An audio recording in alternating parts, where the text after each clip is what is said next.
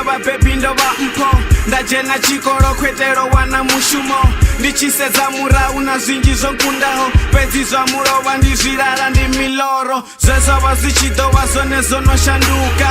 ndono hula seto ita wanga muṱa ndi hangwe zwakale kono wana mulanga muswa the early bird catches the worm nda buba ndo sedza hune nda ya thi hangwi hune nda bva ḽiṅwe ḓuvha na yanga miloro i ḓo wedza muṅwe na mukovhe wawe shangoni muṅwe na muṅwe ṱoḓo wana zwa maṱhakheni ndi tea shumela zwivhuya ano lindela zwavhuḓi zwi ḓa kha vhathu vha no zwi shumela ndi tshi balelwa thuso kha vhaṅwe nda humbela zwakale ndi zwilala murahu tsha humela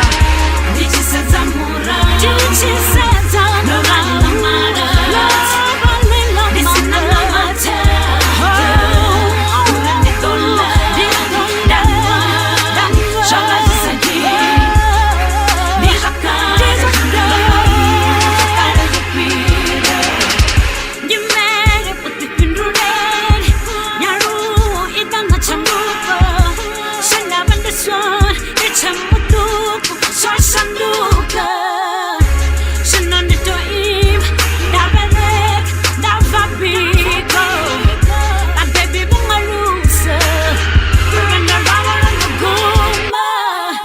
vhabebi ndi vhafunele vhumatshelo ndi ḓikhulele vhuhangwa ndi thudzele kule ndi ḓimise kha ḽoṱhe ndi tshi sedza murahu ndo vhala mala ndi sina na mathe uri ndi ḓo ḽa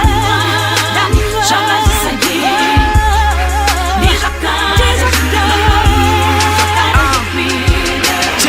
au tsheno vhidzelela mbebi ndi na nḓala au tsheno lila kho ṱoḓa zwa dzidanana au tsheno tshila sa ṅwana a sina ndavha ende au tsheno tshila zwino funwa nga vhangana vhathu vhanzhi vha ri ndo shanduka ngauri thi tsha ita zwe nda tshita ḓuvha na ḓuvha